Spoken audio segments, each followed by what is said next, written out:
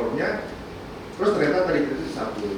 Kalau kebetulan saya juga menggunakan platform lain ya, opini, misalnya ada artikel opini ada di Republika, bahkan ada di Kompas. Kebetulan saya belum berhasil, tapi intinya ada peluangnya gitu, ada outlet. Sehingga kalau akademisi atau dosen, mahasiswa, sebenarnya nggak ada salahnya kalau mengirimkan ide tulisan lewat outlet tersebut. Itu akan membangun jaringan yang kolaborasi, dan pasti saling membutuhkan lah. Kita butuh jurnalis dan jurnalis membutuhkan kita juga. Mungkin gitu Mas Dova. Tapi memang apa namanya mungkin tidak keren gitu ya, atau mungkin kadang-kadang lebih keren jurnal itu satu. Tapi menurut saya satu tulisan saya di The Conversation itu dibaca lebih banyak dibandingkan tulisan saya yang katakanlah di jurnal Scopus Q1, karena dari banyak barriers. Mungkin itu Mas Dewan. Iya, silakan Mas. Iya, Pak Imam, saya mau tanya ya. Sebelumnya terima kasih Pak, saya juga baru pertama kali mengikuti materi topik seperti ini, awam sekali Pak gitu. Jadi terima kasih banyak nih Pak sudah di-share. Mungkin saya mau cerita sedikit ya Pak. Jadi beberapa waktu lalu kan saya juga jadi mahasiswa ceritanya Pak gitu. Jadi kita nulis juga banyak mencari referensi jurnal. Nah, ya namanya mahasiswa ya Pak ya. Karena kita kalau udah harus berbayar, tuh kayak kita suka mikir gitu ya Pak. Kita nyari open access gitu. Nah, sebenarnya Pak, apakah dengan status berbayar or open access itu menentukan kualitas gitu nggak sih ya Pak ya? Jadi maksudnya kami kan sebagai pengguna ya Pak ya, kita kepengen membuat sebuah tulisan yang berkualitas gitu, tapi kalau ternyata memang akses kita untuk bisa melihat tulisan-tulisan berkualitas itu juga ya ada effort juga ya Pak ya. Jadi kadang udah deh ya udahlah yang ada aja. Gitu, bagaimana ya Pak? Artinya bagaimana tipsnya juga nih Pak buat kami selaku yang mungkin pemula, nanti mungkin teman-teman lain juga yang mungkin mengalami seperti saya tuh bisa lebih mudah mengakses seperti itu. Makasih Pak. Oke, terima kasih Mbak. Jadi memang open access itu ibarat jadi open access itu ada yang bagus, tapi ada juga yang kurang bagus. Bukan berarti saya anti open access ya, karena memang jadi gimana ya, kalau jurnal jadi open access juga ada berkelompok-kelompok, ada berjenis-jenis. Ada yang gold open access, ada yang green open access. Kalau gold open access itu sebenarnya bayar, tapi yang bayar bukan kita, yang bayar penulis. Jadi penulisnya yang harus bayar. Dan bayarnya kadang-kadang bisa puluhan juta. Itu juga eksploitatif sih menurut saya itu ya. Dan atau sebenarnya di green open access yang benar-benar pure gratis, masalahnya pasti harus ada bayar gitu kan. Jadi siapa yang bayar gitu. Jadi kadang-kadang kalau yang green open access itu biasanya yang menyediakan adalah lembaga pemerintah, misalnya jurnal dibiayai oleh kampus, oleh iuran anggota, dan beberapa ada yang memang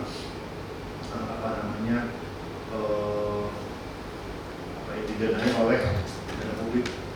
Nah, tapi di tengah-tengah gold dan green open access itu ada juga jurnal predator. Jurnal predator pasti memberikan kontennya secara gratis karena target pasarnya bukan pembaca. Jadi, bisnis modelnya bukan menargetkan membaca, tapi adalah penulis.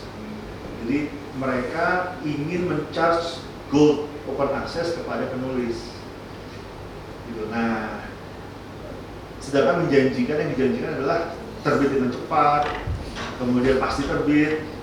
Nah, itu sebetulnya model bisnisnya. Nah, menurut pendapat saya sebenarnya itu bisa membantu mengurangi dampak jurnal predator justru. Tadi ketika kita terbit di jurnal yang close access, tapi kemudian kita menyediakan terjemahan atau bentuk-bentuk lain, konten-konten lain yang sebetulnya isinya itu, tapi dalam bentuk yang lebih mudah diakses, sehingga tidak mengganggu model bisnisnya yang close access, tidak mengganggu model bisnisnya yang bold access, tapi kita memberikan akses kepada yang sebelumnya tidak dapat mengakses. Jadi itu pendapat saya. Nah, bagaimana cara memang cara membedakannya memang itu butuh literasi ya untuk kita. Jadi yang membedakan, intinya kalau predator itu pasti tidak ada quality control. Jadi kalau kita menemukan typo, menemukan inkonsistensi, menemukan tampilannya kayaknya kurang, nggak ada quality controlnya, itu besar kemungkinan kalau nggak predator, kalau nggak memang jurnal yang asal terbit low quality. Nah, kita nggak mau, jadi quality over quality. Quality over quantity. Kita ingin menerbitkan jurnal yang berkualitas gitu. Dan jurnal yang low quality ya bisa jadi sedikit juga yang baca, sedikit juga yang mengutip. Makanya di sini posisi saya adalah kita fokus publish di jurnal yang high quality. Kemudian setelah itu baru kita melakukan translation, conversion gitu ya, kita generate konten yang memberikan akses berdasarkan jurnal high quality tersebut. Kalau jurnal kita sudah maaf low quality, nggak perlu dikomunikasikan gitu kan. Makanya ya tetap science communication itu kalau research-nya tidak berkualitas, science communication tidak bisa bantu. Tapi ketika research-nya berkualitas, nah di sini baru perannya science communication ya, agar jangan sampai riset kita sudah berkualitas tapi nggak dibaca gitu.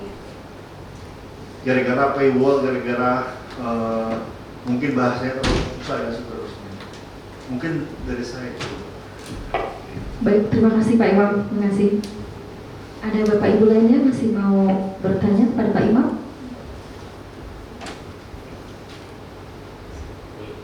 Ya, mau.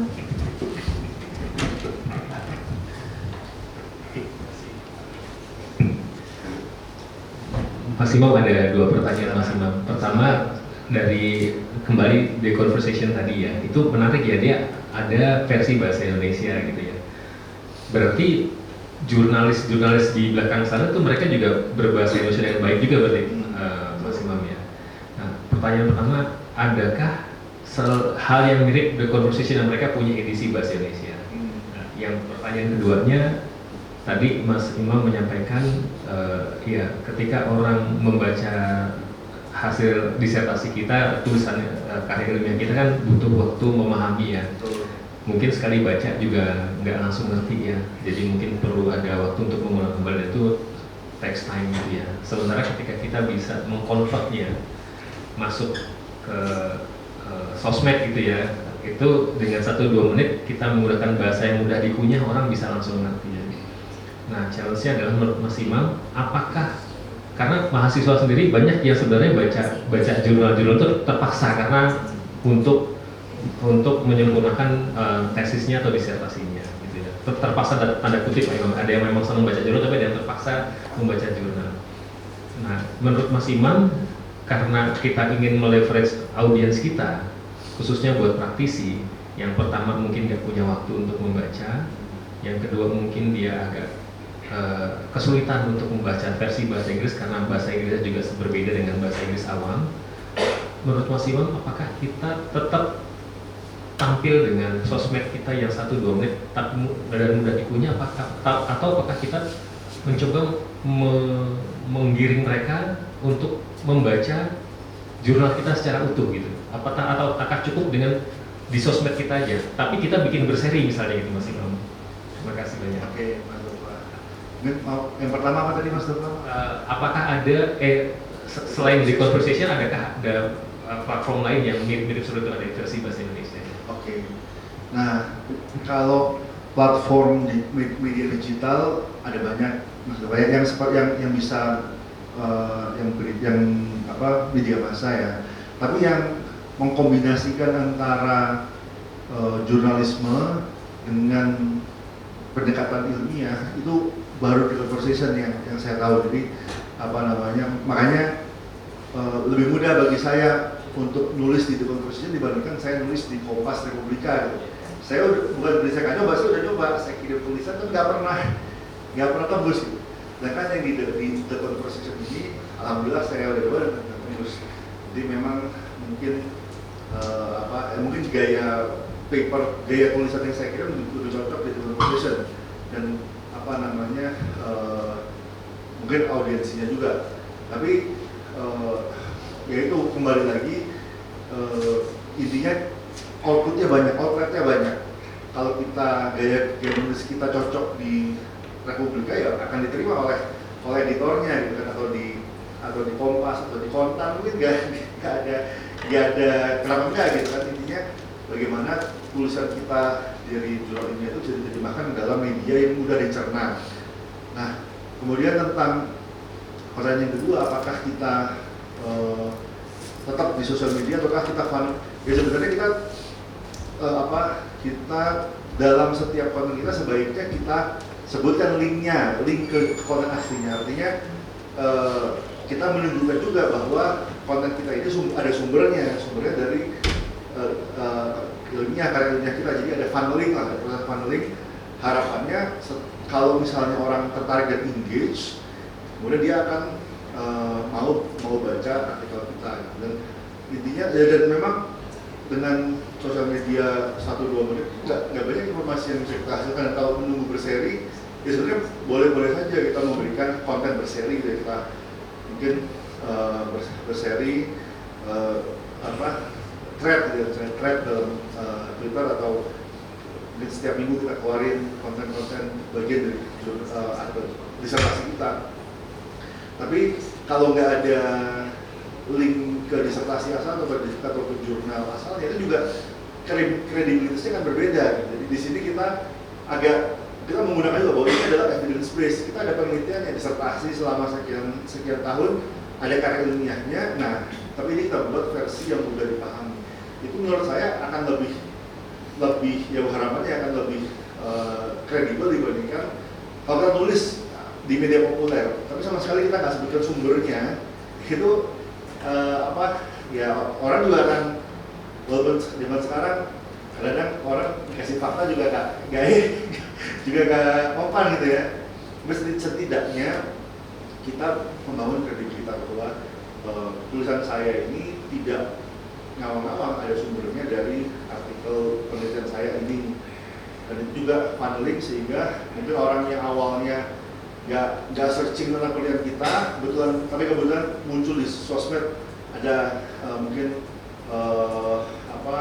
konten kita atau baca di conversation, ada link di situ, ada link ke penelitian kita, diklik, mereka bisa kemudian baca penelitian kita.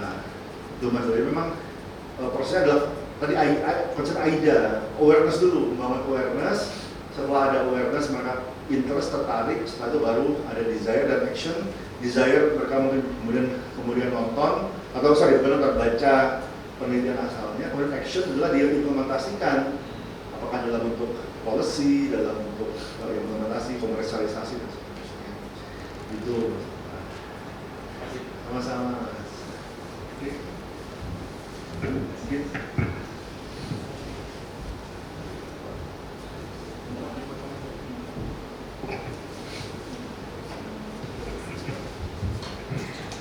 Iya, Pak Imam, terima kasih banyak atas yang sudah disampaikan pada kesempatan siang hari ini. Alhamdulillah Pak, banyak sekali nih manfaatnya yang sudah disampaikan Bapak buat kami semua, baik dari aspek akademis maupun kami juga nanti sebagai peneliti juga ya Pak ya, yang untuk akan riset atau apa juga akan lebih tahu cara bagaimana harus mempublikasikan jurnal tersebut. Baiklah Bapak dan Ibu, dengan berakhirnya sesi ini ya, kami juga mengucapkan terima kasih banyak sekali lagi atas partisipasi dan kehadirannya. Semoga kita bisa berjumpa lagi di dalam sesi berikutnya ya. Dan Pak Imam, sebagai apresiasi kami akan memberikan kenang-kenangan berupa sertifikat ya. Mas Fadil, monggo silakan.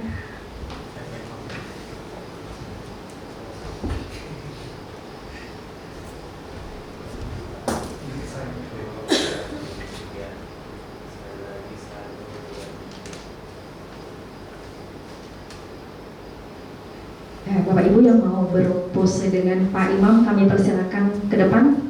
Monggo boleh. Untuk dokumentasi kenang-kenangan ya. Mas Fadil silakan. Pak Edi. Mas, ayo. Andi, ayo Andi.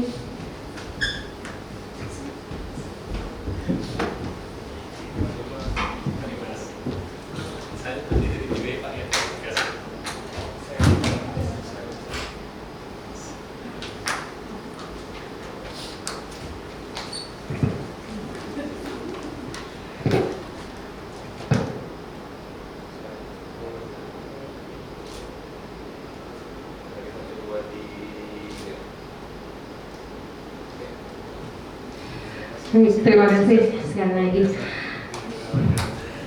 Ya, bunga teratai, mekar sepekan, teratai berkembang di pagi hari. Sampai jumpa di lain kesempatan dengan ilmu-ilmu yang lebih bermanfaat lagi. Akhir kata dari saya, Assalamualaikum warahmatullahi wabarakatuh. Salam sejahtera Bapak dan Ibu semua. Terima kasih.